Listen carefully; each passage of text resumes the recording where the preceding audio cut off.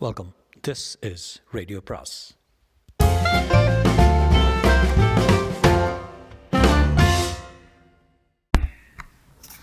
அனைவருக்கும் அன்பு வணக்கம். ராக்கி ரங்கராஜனின் ப்ரொஃபஸர் மித்ரா அத்தியாயம் 17. Subjects under hypnotic instructions will relive with realism and authenticity situations that occurred when they were young children. Experiences not consciously remembered are easily recovered. John Mann. சரிம்மா, உன் இஷ்டப்படியே செய்கிறேன், நீ உயிரை விட வேண்டாம் என்றாள் நிம்மி. வேற எதுவும் தோன்றவில்லை அவளுக்கு. அட்டைப்பட்டிக்குள் இருந்த கைத்துப்பாக்கியை அவள் விரல்கள் இன்னும் துழாவி கொண்டுதான் இருந்தன. அறைக்கு நிலவிய முழு இருட்டில் அவளால் அம்மாவின் முகத்தை பார்க்க முடியவில்லை. என்றாலும் அதிலே ஏற்பட்டிருக்கக்கூடிய ஆறுதலையும் நிம்மதியையும் அவளால் ஊகிக்க முடிந்தது. கைத்துப்பாக்கி இருந்த அட்டைப்பட்டியை மூடி அம்மாவிடம் திருப்பி கொடுத்தாள் நிம்மி. இரு வர என்று கூறி வெளியே வந்தாள். மாடியில் ப்ரொஃபஸரின் படுக்கை அறை இருந்தது. ஸ்லிப்பர்கள் ஓசைப்படுத்தாதபடி கையில் எடுத்துக்கொண்டாள். ஒவ்வொரு படியாக அடிமேல் அடி வைத்து மாடியை அடைந்தாள். ப்ரொஃபஸரின் அறைக்குள் விடிவிளக்கு மட்டுமே எரிந்து கொண்டிருந்தது. மெல்லிய கொரட்டை ஒலி நிம்மியின் சேவைகளை எட்டியது. நன்கு தூங்குகிறார் என்று நிச்சயம் செய்து கொண்டவளாக கீழே இறங்கி வந்தாள். சரிம்மா, நீ ஒரு ரூமுக்கு போய் நிம்மதியாக தூங்கு. நீ இங்கே வந்ததும் என்னிடம் பேசினதும் துப்பாக்கி காட்டினதும் அப்பாவுக்கு தெரிய வேண்டாம். தெரிஞ்சிட்டா நிஜமான ஹிப்னாசிஸில் நீ சொல்கிறதை கூட நாம் பேசி வைத்து தான் செய்கிறோன்னு நினச்சிக்கொள்வார், எதையும் நம்ப மாட்டார் என்ற நிம்மி அம்மாவை அழைத்து சென்று அவளுடைய அறையில் படுக்க வைத்துவிட்டு திரும்பினாள். தாயை நிம்மதியாக தூங்க சொல்லிவிட்டாலே தவிர அவளுக்கும் உறக்கத்துக்கும் மைல் கணக்கான இடைவெளி ஏற்பட்டுவிட்டது. கட்டிலில் மல்லாந்து படுத்திருந்தாள். மார்பின் மீது ஒரு தலையணை போட்டுக்கொண்டு அதை அணைத்து பிடித்தவாறு வெகு நேரம் விழித்து கொண்டிருந்தாள். கடந்த சில மணி நேரங்களுக்குள்ளாக ஏற்பட்டுவிட்ட அனுபவங்களும் தெரிந்து கொண்ட தகவல்களும் அனுபவித்துவிட்ட உணர்ச்சிகளும் நூற்றுக்கணக்கான பிறவிகள் எடுத்து நூற்றுக்கணக்கான வாழ்க்கைகள் வாழ்ந்து விட்டார் போன்ற மனச்சுமையை அவளிடத்தே ஏற்படுத்தின. ஆனால் நடந்துவிட்ட விஷயங்களை காட்டிலும் நடக்கவிருப்பவை பற்றியே அவள் அதிகம் கவலை கொண்டாள். அப்பாவுடன் எப்படி திரும்ப சமாதானம் செய்து கொள்வது, அம்மாவை ஹிப்னாட்டைஸ் பண்ண நான் ரெடியப்பா என்று ஏதும் அறியாதவள் போல எப்படி தெரிவிப்பது, நிம்மியின் குழப்பங்களே அவளுக்கு தாலாட்டாக அமைந்தன போலும். சிந்தனையில் சோர்வுற்றவளாக கண்ணயர்ந்தாள். இறுதியில் அவளை எழுப்பியது சோவென்ற மழை சத்தம்தான். கைக்கடிகாரம் விடிகாலை 5 மணி ஆகிறது என்று காட்டியது. ஆனால் வெளிச்சம் நன்கு பரவவில்லை. மழை சற்று நின்றது. ஆனால் கத்தியால் வெட்டுகிற மாதிரி குளிர்காற்று வீசிக்கொண்டிருந்தது. நைட் ட்ரெஸ்ஸாக அணிந்திருந்த பைஜாமாவின் கால்களை மேலே தூக்கி சுருட்டி விட்டு கொண்டாள் நிம்மி. தோட்டத்தில் இறங்கி மழை தண்ணீரை துழாவியபடியே வாசல் புறத்தை அடைந்தாள். சிலுவென்ற பன்னீர் தெளிக்கிற மாதிரி தூறிக்கொண்டிருந்தது. தலை மீது கைக்கொட்டையை விரித்து மோவாயின் கீழே முடிச்சு போட்டுக்கொண்டு தெருவின் இருபுறத்தையும் வேடிக்கை பார்த்தபோது தடதடவென்று தெருவின் மறுகோடியிலிருந்து சில பேர் ஓடி வந்து கொண்டிருந்தார்கள். அவர்கள் கைகளில் கிழிசல் பாய்கள், தகரப்பெட்டிகள், அலுமினிய பாத்திரங்கள், துருப்பிடித்த குவளைகள். ஒரு கிழவி வாயிலும் வயிற்றிலும் அடித்துக்கொண்டு ராகு மழையில குடிசைக்குள்ளார தண்ணி பூந்துருச்சு தாயே என்று புலம்பிக் கொண்டு ஓடினாள். இந்தா இப்படி வாங்க என்று சட்டென சொல்லிவிட்டாள் நிம்மி. ஏதோ கார் ஷெட் காலியாக தான் இருக்கு. அடே வாங்கடா என்று ஒருவர் கூவி அழைத்து கொண்டு அனைவரும் ஓடி வந்தார்கள் ப்ரொஃபஸரின் பங்களாவுக்குள். சில வருடங்களுக்கு முன்பு 2 கார்கள் இருந்தன ப்ரொஃபஸரிடம். அவற்றுக்காகவே 2 ஷெட்டுகளும் இருந்தன. பிறகு ஒரு கார் அனாவசியம் என்று விற்றுவிட்டதால் அதனால் ஷெட் மட்டும் சும்மாவே இருந்தது. குழந்தைகளும் பெண்களுமாக சுமார் 20 பேர் அந்த இடத்தில் ஒதுங்கிக் கொண்டார்கள். மழை நல்லா நின்ன பிறகு புறப்பட்டு போங்க, கார்ப்பரேஷன் ஸ்கூலில் உங்களுக்காக ஏதாவது ஏற்பாடு செய்திருப்பாங்க என்று கூறிவிட்டு திரும்பிய நிம்மி எதிரே ப்ரொஃபஸர் வந்து கொண்டிருப்பதை கண்டு திடுக்கிட்டு நின்றாள். அவரை கேட்காமல் இந்த காரியம் செய்து விட்டோமே என்ற அச்சம் உதித்தது அவள் உள்ளத்தில். ஆனால் மித்ராவின் உதட்டில் புன்சிரிப்பு தான் பரவியிருந்தது. நல்ல காரியம் தான் செய்த நிம்மே, really I am proud of you என்று அவள் கைவிரல்களை பிடித்து குறுக்கினாள். தந்தை எவ்வப்போது நடிக்கிறார், எவ்வப்போது இயல்பாக இருக்கிறார் என்று கண்டுகொள்வது இனிமேல் கஷ்டமாய்த்தான் இருக்கும் என்று புரிந்துவிட்டது நிம்மிக்கு. என்றாலும் இப்போதைக்கு அவரது பேச்சை அப்படியே எடுத்துக்கொள்வதுதான் நலம் என்று தீர்மானித்துக் கொண்டாள். அவரை போலவே தானும் முந்தின சண்டைகளை அடியோடு மறந்து விட்டார் போல. நல்ல காலம் அப்பா, பரிதாபமாக இருக்குது, நான் இவங்களை உள்ளே வர சொல்லிவிட்டேனே தவிர நீங்கள் என்ன சொல்வீங்களோன்னு பயந்துகிட்டே இருந்தேன் என்றாள். அப்படி சொல்லும்போதே தன் முகத்தில் குழந்தைத்தனமும் சிரிப்பும் தவழுகிற மாதிரி செய்து கொண்டாள். என்ன அப்படி நினச்ச என்று விளையாட்டாக உதட்டை பிதுக்கினார் மித்ரா. நீ இடம் மட்டும்தான் கொடுத்த, நான் என்ன செய்தேன் தெரியுமா? என்னப்பா செஞ்சீங்க? சமையற்காரனை எழுப்பி இவங்க அவ்வளோ பேருக்கு டீ போட்டு கொடுக்க சொல்லியிருக்கேன். வண்டர்ஃபுல்லப்பா என்று உண்மையான மகிழ்ச்சியுடன் தந்தையின் கரத்தை குலுக்கினாள் நிம்மி. மழையில் நிற்க வேண்டாம், உடம்புக்கு ஆகாது, வா போகலாம் என்றார் ப்ரொஃபஸர். இருவரும் பங்களாவுக்குள் நுழைந்து வெராந்தாவில் நின்று கொண்டார்கள். சமையல்காரன் பெரிய எவர் சில்வர் பாக்கெட்டில் தேநீர் எடுத்து செல்வதையும் ஷெட்டில் ஒண்டியிருக்கும் ஜனங்களுக்கு வழங்குவதையும் கூச்சலும் ஆரவாரவுமாக அவர்கள் வாங்கி குடிப்பதையும் வெராந்தாவில் இருந்தபடியே கவனித்தாள் நிமி. கிராதி கட்டையின் மீது இரு கைகளையும் ஊன்றிக்கொண்டிருந்த ப்ரொஃபஸர், ஊரா குழந்தைக்கு நான் டீ வாங்கினா என் குழந்தைக்கு நாளை யாராவது டீ வழங்குவாங்கள்ல என்று தனக்கு தானே சொல்லிக் கொள்கிற மாதிரி பேசினார். திகைப்புடன் அவர் முகத்தை பார்த்து நிமி, உங்கள் குழந்தைக்கு இப்படிப்பட்ட நிலவு எதுவும் வராது, கவலைப்படாதீங்க என்றான். அதை எப்படி நிச்சயமாக சொல்ல முடியணுமே என்றார் ப்ரொஃபஸர். அவருடைய குரல் மெதுவாயும் ஆழமாயும் இருந்தது. கொஞ்ச நாளாக என் மனம் எவ்வளோ கொந்தளிப்பாக இருக்குதுன்னு உனக்கு தெரியாது.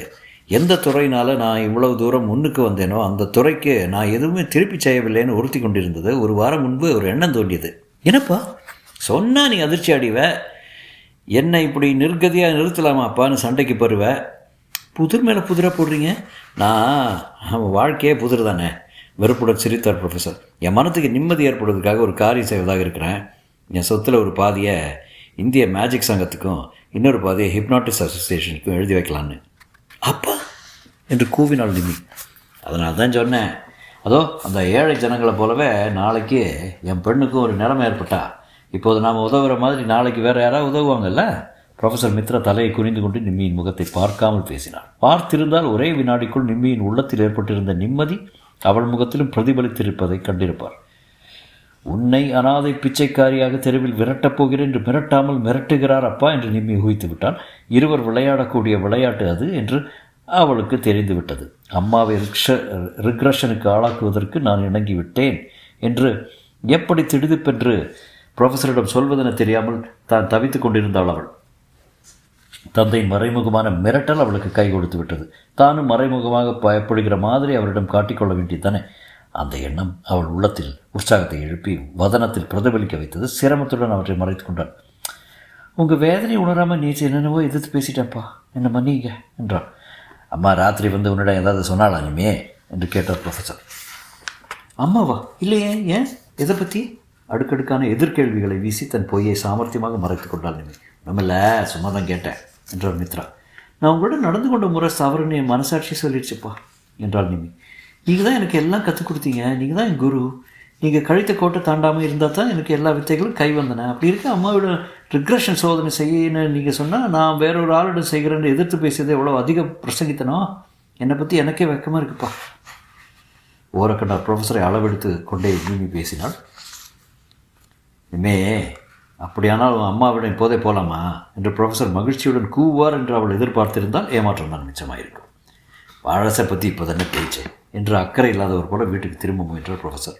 அதெல்லாம் இல்லை, இனிமேல் நீங்கள் போட்டு தான் ஆர்டரு. சாயந்தரம் நேரம் நான் ஹிப்னாட்டிசத்துக்கு ஏற்றதுன்னு சொல்வீங்கள்ல, அதனால் காலேஜ்லேருந்து வந்ததும் அம்மாவை வச்சுக்கொண்டு எக்ஸ்பெரிமெண்ட் ஆரம்பிக்க போகிறேன் என்றால் நீங்கள். வா இஷ்டம் என்று வேண்டாம் வெறுப்பாக ஒப்புக்கொள்கிற மாதிரி பதிலளித்தார் மித்ரா. காலேஜுக்கு புறப்படுகிற வரையில் அம்மாவிடம் அதிகமாக பேசாமலே எச்சரிக்கையாக இருந்தால் நிமி. மாலையில் திரும்பி வந்ததும் அம்மாவிடம் ஹிப்னாட்டிசத்தை பிரயோகிக்க வேண்டியது, பழைய நிகழ்ச்சிகளை அவள் பேசுமாறு செய்ய வேண்டியது, ப்ரொஃபஸர் அதை கேட்டு தன் தவறான கருத்துக்களை போக்கிக் கொள்ள வேண்டியது. பிறகு எல்லாம் நல்லபடி முடிந்துவிடும். இந்த வீடு பழையபடி கலையும் ஜீவனும் உள்ளதாக ஆகிவிடும். நிம்மி எப்போதும் போல குஷியும் உற்சாகமும் உள்ளவளாக கவலையற்ற சிட்டுக்குருவியாக பறந்து திரியலாம். பிறகு கவலை இல்லை, கசப்பில்லை, போராட்டங்கள் இல்லை, மகிழ்ச்சி மகிழ்ச்சி மகிழ்ச்சி தான். இப்படிப்பட்ட எண்ணங்களை நிறைந்ததும் நிம்மியின் உள்ளம் துள்ளியது. உற்சாகத்துடன் கல்லூரிக்கு சென்றால் 2வது மணியின் போது லீலாவதி அவளிடம், அண்ணா உன்னை பற்றி தான் கவலைப்பட்டிருக்கான், உன் வீட்டில் ரகலை எதுவும் இல்லையே என்று விசாரித்தாள். ரகலையா அப்படின்னு ஒன்று என்ன அர்த்தம்னு உன் அண்ணாவை டிக்ஷனரியில் பார்த்து சொல்லு என்று வேடிக்கை செய்தால் நிம்மி. அதே சமயம் கல்யாணத்துக்கு கால் குணமடைந்து வருகிறதா என்று கேட்டு தெரிந்து கொண்டால் எல்லாம் நல்லபடியாக முடிவடைந்து விட்டால் ஒரு நாள் கல்யாணத்தை வீட்டுக்கு அழைத்து வரலாம். அப்பாவுக்கு அறிமுகம் செய்து வைக்கலாம். நிம்மியின் இன்பக் கற்பனைகள் அடுக்கு மேல் அடுக்காக கோட்டையாக எழும்பிக் கொண்டே இருந்தன. ஹலோ மம்மி குதித்து கொண்டே உள்ளே நுழைந்தாள் நிம்மி. கிராப், கையில் இருக்கிற பாத்திரத்தை கீழே போடு, என் ரூமுக்கு வா, குவிக். கையை படக் என்று வேகமாக சொடுக்கினாள். என்ன நிம்மி விளையாட்டி பருபடியே. சமையலறையில் வேலையாக இருந்த ஜெகதா அழுத்து கொண்டாள். பின் கை கட்டியவாறு வெளியே உலாத்தி கொண்டிருந்தார் ப்ரொஃபஸர். ஒன்றும் தெரியாத மாதிரி பேசாத, என் ஹிப்னாட்டிச பயிற்சிக்கு நீ தான் வேணும். அன்று நான் பாதியில் விட்டதை எப்படி முடிக்கிறது என்றாள் நிம்மி. அவள் கண்ணை சிமிட்டுவதை புரிந்து கொண்டாள் ஜெகதா.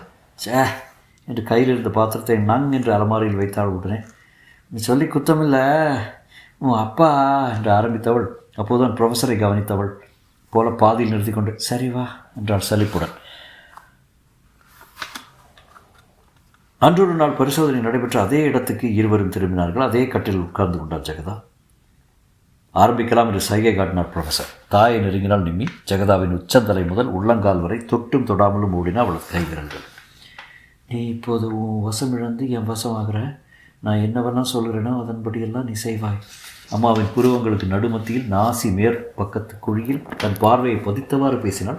இமைக்காமலே இருக்கவும் விழிகளை ஊசி முனை அளவு கூட அசைக்காமல் நிறுத்தி கொள்ளவும் சக்தி பெற்றிருந்த அவளுக்கு கடகடவென்று பேசிக்கொண்டே போவதும் சுலபமாகத்தான் இருந்தது. அவள் பேச பேச ஜெகதாவின் உடம்பு மெல்ல ஆடியது. அவளுடைய விழிகள் மகளையே பார்த்துபடி அசைவற்று நின்றன.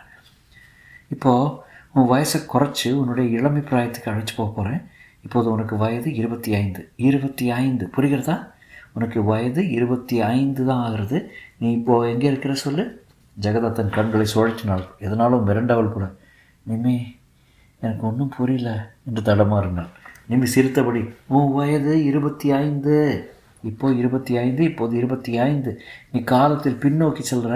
நான் உன்னை அழைத்து போகிறேன். உன் வயது 25 தெரிகிறதா என்றாள். இல்லை நிம்மி எனக்கு எதுவுமே தெரியல. நான் இருக்கிறபடி தான் இருக்கேன். நீ பேசுவது இந்த அறையும் ஜன்னலும் நேரமும் வெளிச்சமும் அப்படியே தான் இருக்கின்றன. எனக்கு வயது குறைவாக எதுவும் தெரியல. சற்று எட்ட நின்றிருந்த ப்ரொஃபஸர் இப்போது உள்ளே வந்தார். முகத்தில் திகைப்பு படர அருகே அவர் வந்து நிற்பதை கவனித்தாள் நிம்மி. என்ன வந்தது அம்மாவுக்கு? ஏன் ரிக்ரெஷன் வேகமாக நடைபெறவில்லை? நிம்மி தன் மனத்தை மீண்டும் சமரப்படுத்தி கொண்டால் தாயின் கையை பற்றி கொண்டு கட்டை விரலின் நுனியை அமுக்கி கசக்கினாள். திருகினாள். இப்போ சார் உனக்கு வயது 25 ஆகிறது. 25 தான். நான் சொல்கிறேன் உனக்கு 25 வயது தான். ஐயோ நிம்மி சத்தியமாக எனக்கு எதுவுமே தோணலையே. இப்போது இருப்பதும் நடப்பதும் பேசுவதும் தான் தெரியுது என்று கூச்சலிட்ட ஜெகதா கட்டிலிருந்து இறங்கி தரையில் அமர்ந்து கொண்டு பயத்துடன் நாற்புறமும் பார்த்தாள்.